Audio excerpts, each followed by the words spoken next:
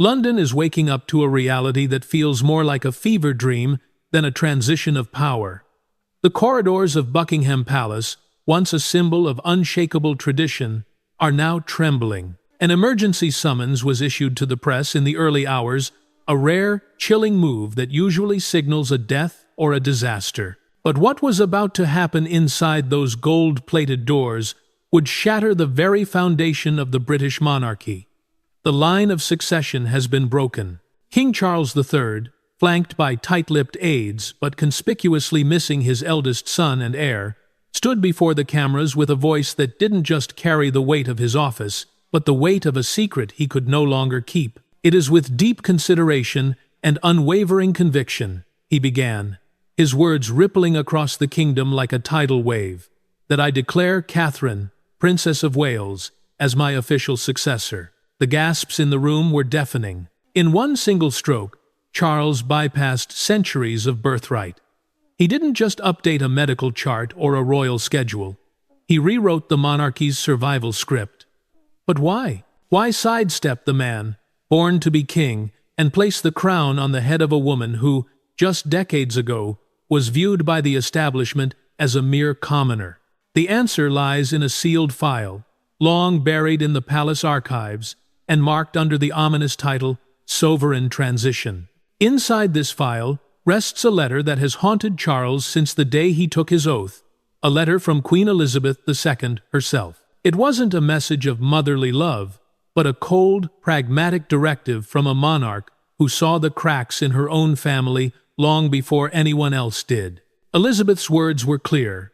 The crown must survive, even if the bloodline doesn't. She saw in Catherine the modern spirit of royal dignity, a leader who could do what the palace machine never could: provide honest vulnerability in an era that no longer believes in fairy tales.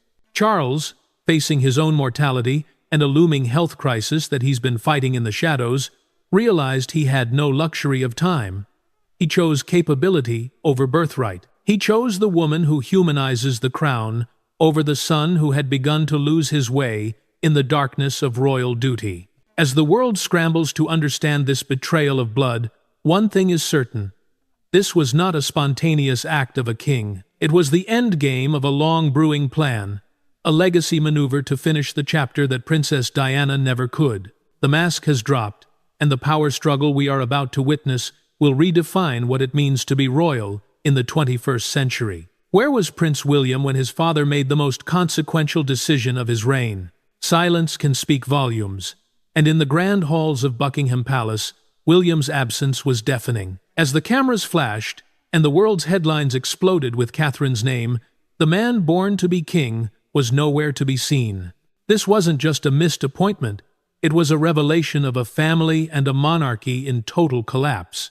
According to palace insiders, William learned about his father's decision just minutes before the public did.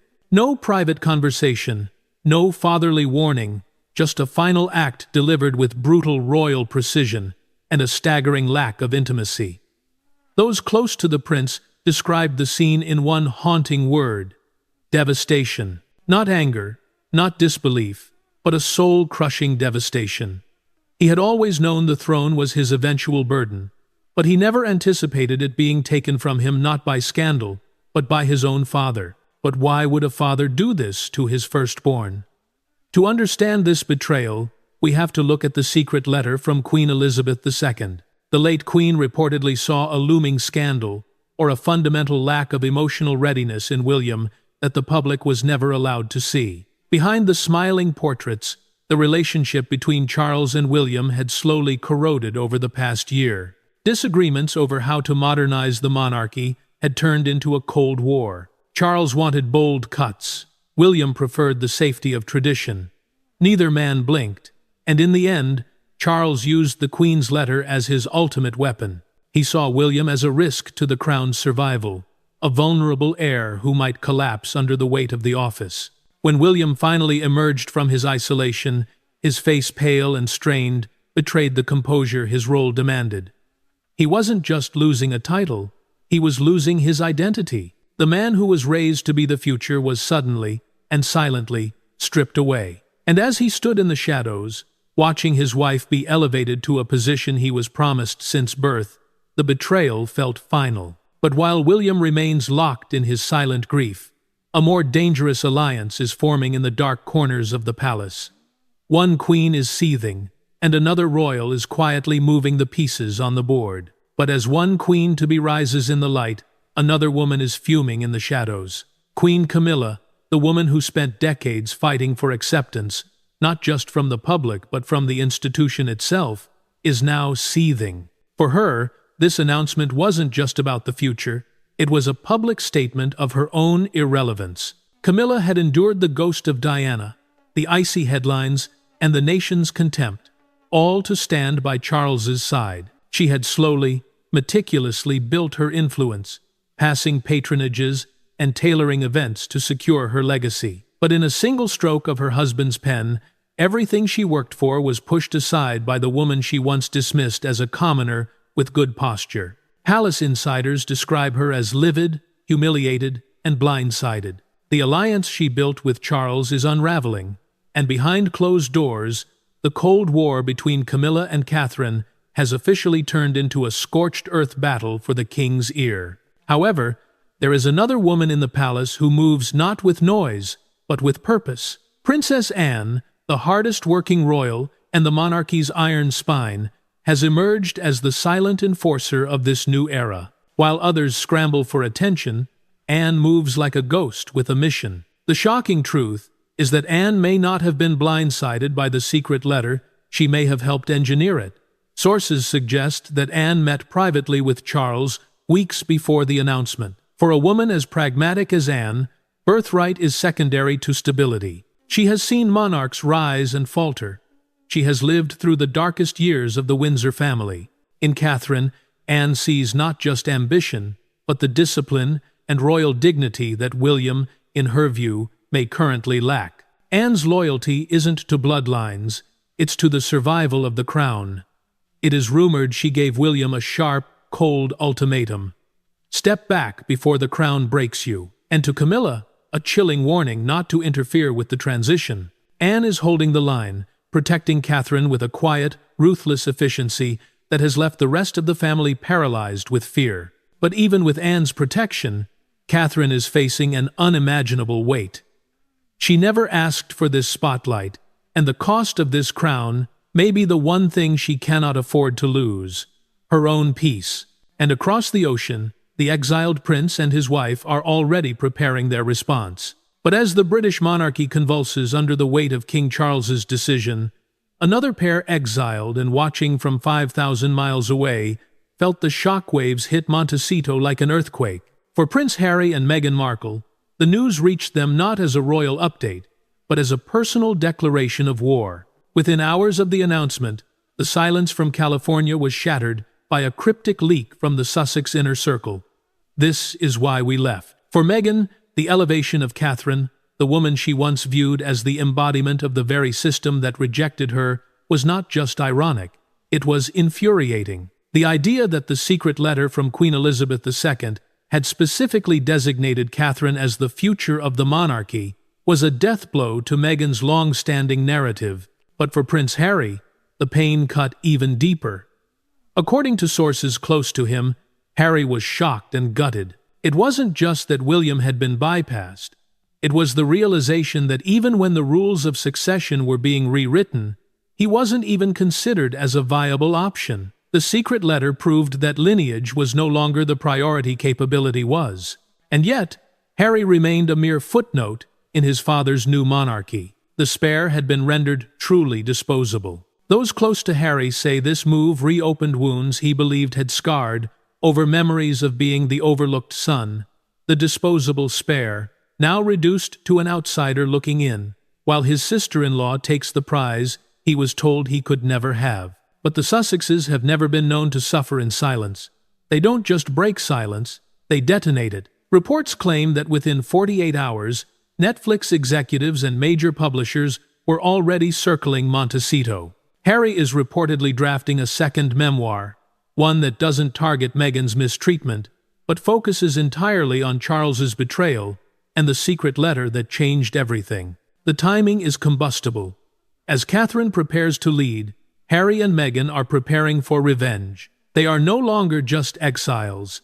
They are the wild cards in a Game of Thrones where the stakes have never been higher. But while war brews across the Atlantic, the British public is starting to ask a dangerous question. Is this the monarchy's rebirth, or its final, glorious implosion? While war brews across oceans and within palace walls, the monarchy now faces the one element it fears more than any internal scandal: what the public truly thinks. This is no longer just a royal family matter. It is a national reckoning that has cracked open a long-buried fault line in British society. Across the United Kingdom, the atmosphere is electric, with a mixture of celebration and suspicion. Within hours of Charles's announcement, the nation was divided by a digital coliseum of clashing loyalties. Older generations, the staunch traditionalists, hailed Charles's move as a masterstroke of stability, seeing Catherine as the reincarnation of the late Queen's modern spirit of royal dignity. But for the younger generation, the move felt abrupt, opaque, and disturbingly undemocratic. On the streets of London, the tension is visible. Hashtags like #NotMyQueen began trending alongside #Queen Catherine Now, turning social media into a battleground. But the true gasoline was poured onto the fire by a shocking leak from within the palace itself, a confidential memo never intended for public eyes. This memo, reportedly found in a major newspaper's hands, contained cautious internal assessments questioning Catherine's psychological readiness for the crown. It hinted that while she was the public's favorite, the palace machine itself was terrified of the fallout from bypassing the direct bloodline. This wasn't just gossip. It was a vote of no confidence from the very system Catherine is now expected to lead. The silence from the Church of England, the spiritual heart of the nation, is only fueling the fire. Why have they refused to issue a statement of support? Is the Church quietly resisting a future queen who was chosen via a secret letter rather than divine birthright? International media has already dubbed this the coronation of crisis. Comparisons to the Diana era are everywhere, but the stakes this time are infinitely higher. Diana challenged the monarchy from the outside. Catherine is being asked to save it from the inside, while the very foundations are crumbling beneath her feet. Public protests are growing, demanding answers that the palace refuses to provide. The royal family is no longer just a subject of admiration. It has become a giant question mark. Yet, beneath the noise, King Charles remains strangely, almost chillingly, calm. What does he know that the world doesn't? And what is the real reason he is so desperate to finish the chapter of his legacy now? But beneath the surface noise of protests and hashtags, King Charles remains strangely, almost chillingly, calm. This was not a decision made in a moment of panic. It was a cold, calculated move by a man who knows his time is running out. While the palace officially dismisses rumors of his failing health as exhaustion, the reality behind the stone walls is far more urgent. Multiple sources close to the king reveal that Charles has been undergoing private, intensive treatments far from the public eye. He is accelerating his final moves because he believes he no longer has the luxury of time. This isn't just about modernizing the monarchy. It's about shielding it from a collapse that Charles believes is inevitable under William's current path. But there is a deeper, more poetic motive behind the secret letter. In naming Catherine as his successor, Charles is attempting a legacy maneuver that the world never saw coming. To him, Catherine isn't just a daughter-in-law. She is the chance to rewrite the story of Diana, not to erase it, but to reclaim it. Think about the irony. Catherine, the poised, beautiful, and universally loved Princess of Wales, embodies everything that Diana was denied by the very institution Charles now leads. Diana had the public's love, but she was met with institutional coldness and a closed path to power. By bypassing William the son who carries Diana's blood, but also the palace's rigid trauma, and choosing Catherine, Charles is creating a full circle. Catherine will have the public love, the institutional respect, and a direct, clear path to the throne that Diana never could. It is a poetic, if ruthless, final play. One aide describes it as Charles's last great act of penance.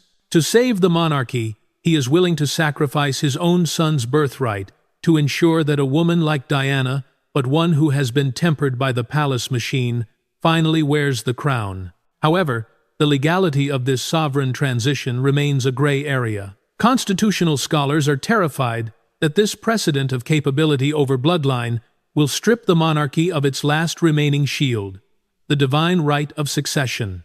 The gears are turning, and the courtiers are aligning.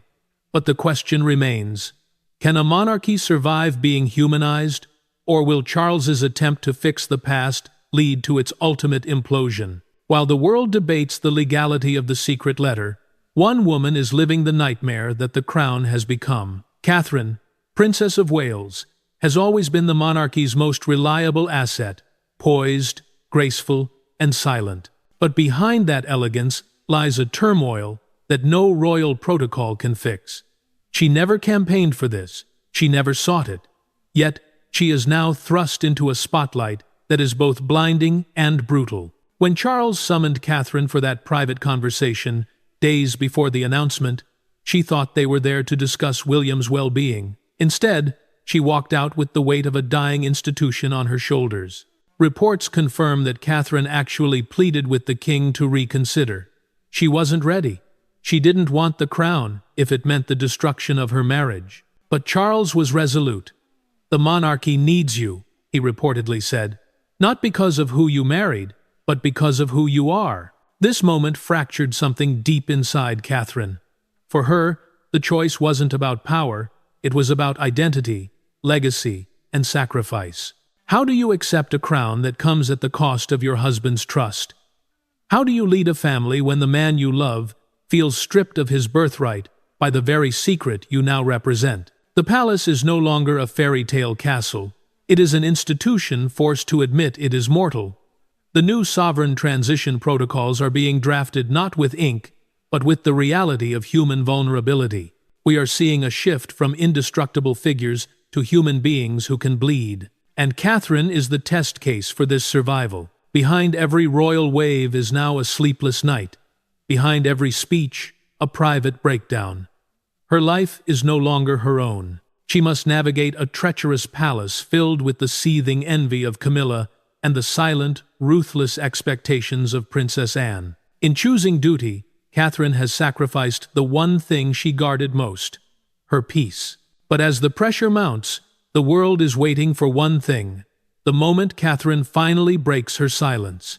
Because when she speaks, the monarchy won't just change, it will be rewritten forever. For decades, the palace machine has operated on one core principle, the preservation of the direct bloodline. But hidden within a sealed file marked Sovereign Transition lies a document that shatters that very foundation. This is the secret letter from Queen Elizabeth II, a document so explosive that senior aides describe it as the monarchy's nuclear option. In this unpublished letter, the late queen did not speak as a doting grandmother, but as the ultimate guardian of the crown. Her words were chillingly pragmatic. The crown must survive, even if the bloodline doesn't. Elizabeth reportedly realized that the 21st century would not forgive a monarchy that prioritizes birthright over capability. She saw the cracks in the family long before the public did, and she designated Catherine as the modern spirit of royal dignity required to bridge the gap between past pain and future promise. But the letter contained a much darker revelation, one that Charles has spent weeks trying to bury deeper. It hints at a looming scandal tied specifically to Prince William. Reports indicate that Charles was made aware of a series of communications and unstable behaviors that, if exposed, could destabilize the monarchy for an entire generation. This wasn't just about generational disagreements. It was about an heir whom the Queen herself feared was no longer emotionally ready to lead. This is where Princess Anne, the monarchy's iron spine, intervened. In a tense, sharp confrontation, Anne reportedly presented the evidence to William, giving him a brutal ultimatum. Step back before the crown breaks you. She wasn't seeking the spotlight. She was holding the line, protecting the institution from what she saw as an inevitable collapse under William's potential reign. The monarchy doesn't just manage feelings, it manages perception. and the perception of William had become too risky for a king who knows he is running out of time. Charles chose the secret letter as his legal and moral shield to enact the most radical change in royal history.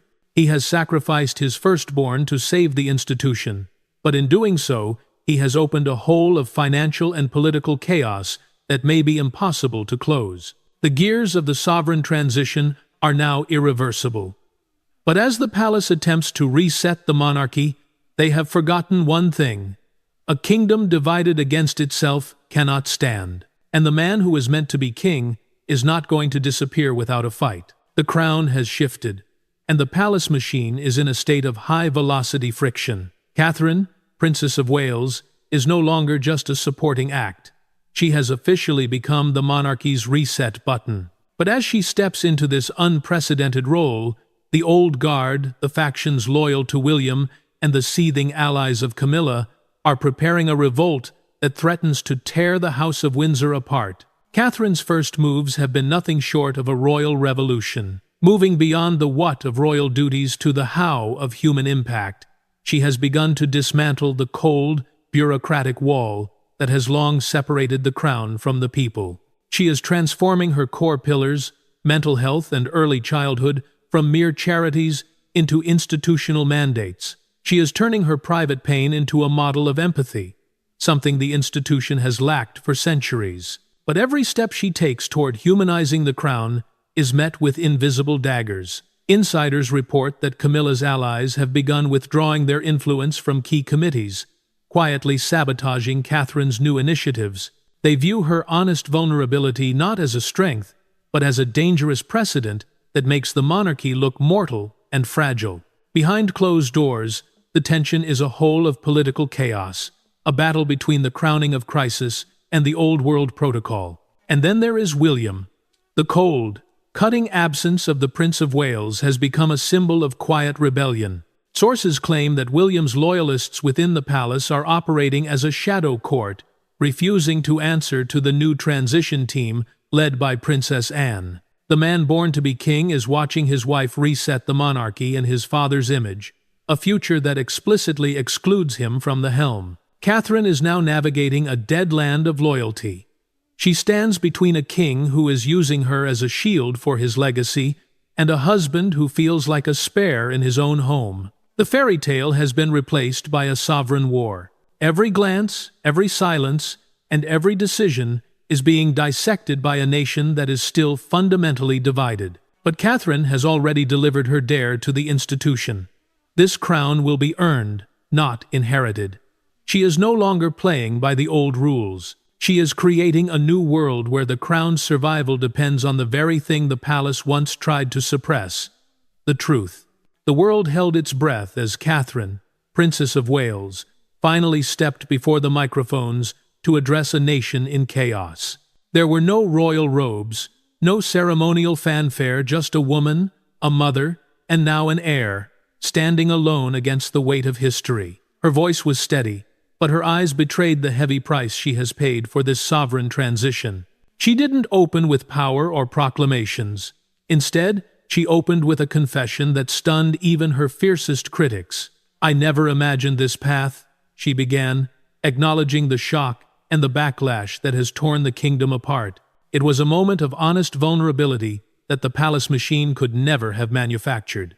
In a move that sent ripples through the audience, Catherine invoked the memory of the woman who still haunts the monarchy, Diana. By mentioning Diana, she didn't just step into the future, she bridged the past. She promised to lead with the compassion Diana was denied, ensuring that the crown finally has a heart that beats for the people. But it was her closing promise that shattered centuries of royal entitlement. 6 words that redefined the institution. This crown will be earned, not inherited. It was a declaration of war against the old world protocol and a dare to the nation to judge the monarchy not by its blood, but by its service. As the cameras cut away, the question remains: was this the beginning of the monarchy's redemption, or its final, glorious implosion? Charles has made his last play, using a secret letter to sacrifice his own son for the survival of the crown. Catherine has accepted the burden, turning her private breakdown into a public mission to reset the monarchy. But in a world that watched Catherine suffer in real time, the crown can never go back to pretending that nothing ever breaks behind palace walls. Whether this new era leads to a rebirth or a collapse, the fairy tale monarchy is dead. The mask has slipped, the gears are turning, and for anyone who still believes the crown is just a harmless myth, the truth is finally here.